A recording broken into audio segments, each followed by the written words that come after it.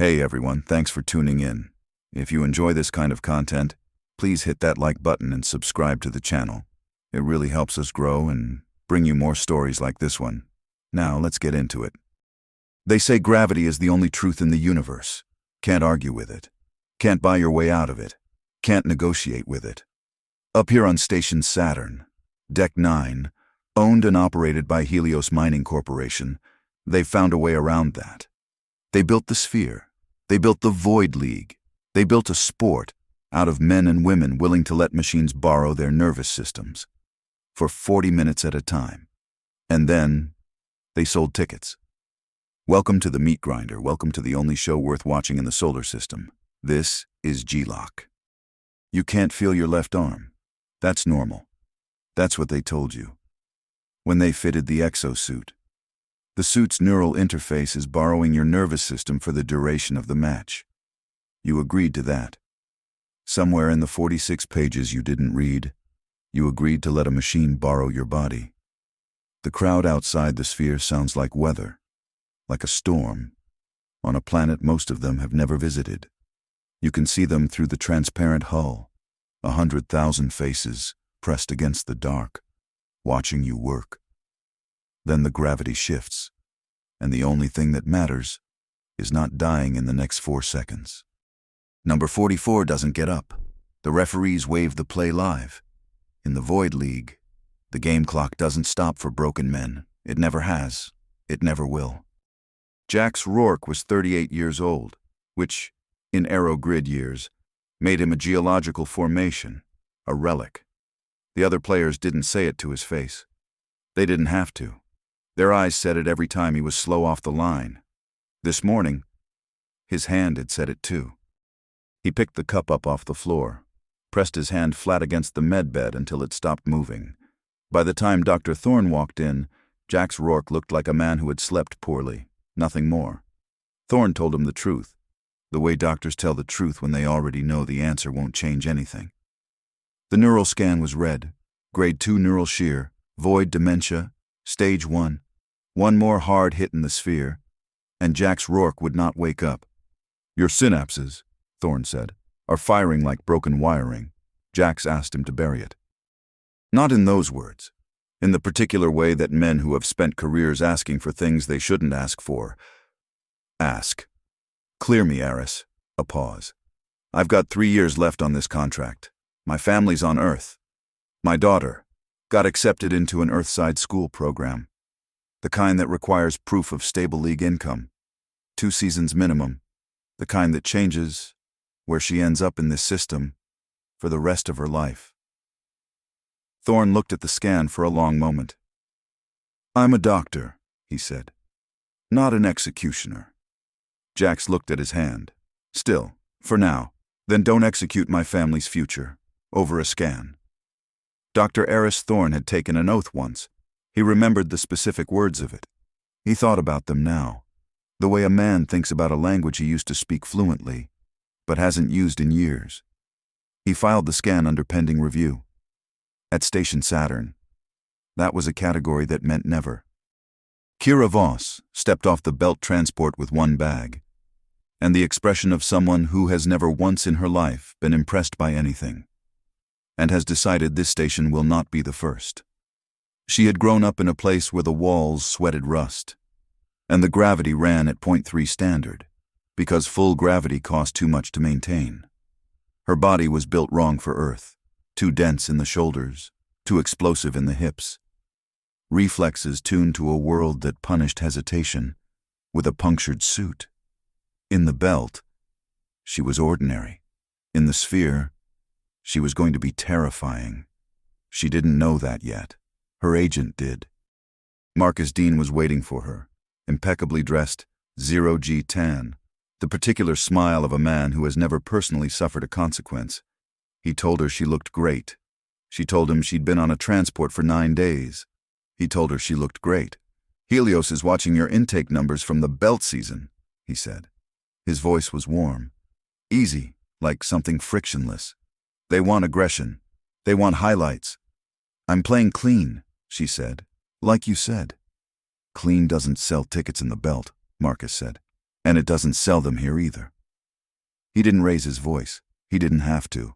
That's just for the fourth quarter. Don't let the team doctor see. Kira looked at the case. She had grown up in a place where you took what was available, or you fell behind, where the gap between surviving and not surviving was usually measured in small decisions, made quickly. This felt like one of those. She pocketed it. Marcus smiled the smile of a man who had just moved a chess piece exactly where he needed it. Then he told her he believed in her. He said it warmly. He meant neither word. Coach Silas Vance had played 12 seasons of Aero Grid before his knees, and 2 of his vertebrae agreed to retire him. He had been a good player. He had become, against his own expectations, a better coach. He had also become, quietly and without drama, a man who needed a drink before corporate called. Corporate was calling. The voice on the line was calm. That was the thing about corporate liaisons. They were always calm. They didn't need to raise their voice. The station did that for them. Ratings are down 4% in the Martian sector, the liaison said. The board is paying attention. We've got injuries, Vance said. Rourke's been... If the Centurions don't beat the Jupiter Jackals on Sunday, the board begins relocation discussions. Mars Prime is very interested in hosting a franchise. Vance set his glass down. You move this franchise. Half the station loses employment. 40,000 people. You know that. Then win. A pause. The pause of a man who has never once in his life worried about 40,000 people. Get Rourke on the field. He's the face of the team. Faces. Sell suits. Vance poured another drink. He didn't touch it. He knew Jax was broken. Had known for 3 weeks. He had watched the hesitations, the half-second delays, the plays called slightly wrong. He had said nothing, because saying something meant making a decision, and making that decision meant 40,000 jobs, and 1 franchise, and 22 players who needed this station to stay economically viable. He picked up his comm and sent Thorne 1 message. 4 words. Clear Rourke for Sunday. Then he put the drink down and went back to watching film. Vance knew Jax was broken. He knew the station was broken. But in the end, the only thing that wasn't broken was the profit margin. Sunday came the way Sundays always do in the Void League, without ceremony and without mercy. The stabilizers came around in small white trays, league-approved, legal. They prevented G-LOC, gravity-induced loss of consciousness, during the sphere's rotation cycles. Every player took them. Nobody asked what else was in them. Coach Vance's pregame speech lasted 4 minutes. He didn't tell them they could win. He told them that everyone in that sphere tonight had something they were playing to keep. He told them to remember what that was. When it got hard, he didn't say, go get them. He said, come back. It was the strangest pregame speech any of them had ever heard. It was the only one that made any of them feel anything. Kira Voss stood in the last stall of the locker room bathroom. She held the case Marcus had given her. She thought about the belt. She thought about the visa. She thought about her stats from last season, and whether they were enough on their own. They weren't. She already knew that. She opened the case. Her eyes changed, slightly, the way a screen changes when it switches from standard resolution to something higher, sharper, almost too sharp. She walked back out to join her team. Nobody looked close enough. The sphere opens. The teams enter from opposing airlocks. The gravity plating cycles to 0.4 standard and the players lift. Not floating, not flying. Moving the way bodies move when physics becomes negotiable. The crowd responds to the first shift. The way crowds always respond to something beautiful and dangerous. The Jupiter Jackals are bigger, better funded. Their suits are newer. You can tell by the way the servos sound. Smoother. More expensive silence. Jax Rourke takes his position at point. He looks like what he is. The best player this franchise has ever had. And the last season he'll ever play. He doesn't know the second part yet. The whistle fires. The core drops. The game begins. First quarter. The Centurions hold their own. Jax is good. Not what he was, but good. The half-second delays are there, if you know to watch for them. The Jackals don't know yet. Second quarter. They figure it out. They start targeting his left side. Every play. Methodical. A defensive coordinator somewhere. Did his homework. Jax knows they know. He adjusts. But adjusting costs time. And time, in the sphere, costs points. The play was there. His body knew it. The signal from his brain to his arm arrived. A quarter-second late. In the sphere, a quarter-second is a career. The Jackals score. The deficit opens. And in the coaching box, Silas Vance watches Jax hold the side of his helmet for just a moment, before getting back into position. Vance says nothing. He writes nothing on his board. He just watches. Fourth quarter. 2 points down. Kira Voss is a different person than she was at tip-off. The overclock hit its peak at the 12-minute mark, and it has not slowed down. She is moving at a frequency the human body was not designed to sustain. Every cut precise, every reaction preemptive. Her spatial processing so heightened she sees the play 2 seconds before it develops. She is extraordinary. She is also burning. Somewhere behind her eyes, circuits are running hot. Kira takes the core from Jax. The handoff is clean, the first clean one all game, and she moves. 40 miles per hour, 0.6 gravity. The Jackal goalie is good. He's just not fast enough. She hits the airlock. The core seats. The Centurions score. 1 point down, 30 seconds left. And then Jax Rourke, trying to clear space for the final play, takes a hit from behind. Late. Dirty. The kind of hit that referees sometimes miss when the corporate ratings need a close finish. His head meets the magnetic wall. In the silence, Jax sees his father, a man 20 years dead, standing at the edge of the sphere, in coveralls from a mining operation that no longer exists. His father doesn't say anything. He just looks at his son, the way fathers look at sons who are in the wrong place. Then the sound comes back. The Centurions score on the final play. Kira, somehow still standing, puts the game away. They win. The crowd makes the sound of 100,000 people who got what they came for. Inside Jax Rourke's helmet, there is just breathing, slow, counting. He is still here. For now, they won. Nobody was celebrating.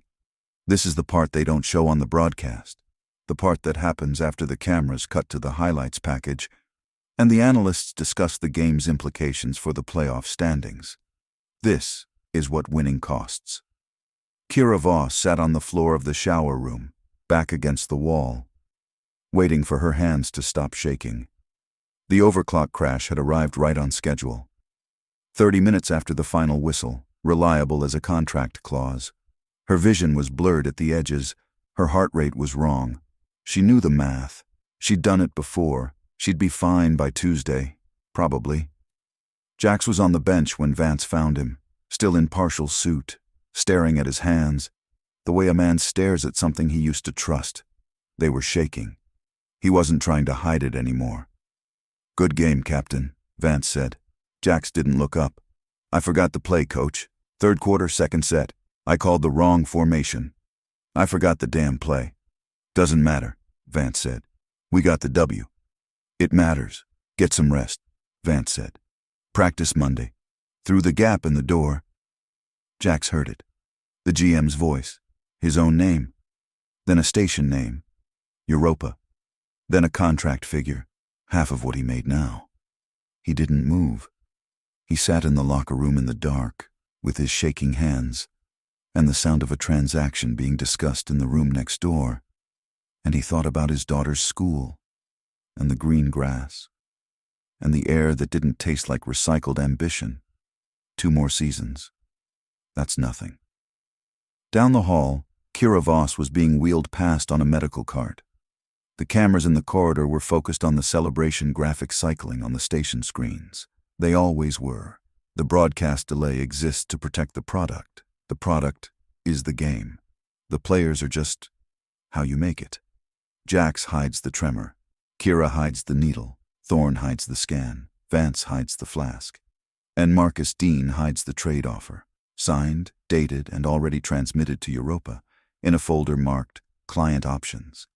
In the Void League, everyone is hiding something.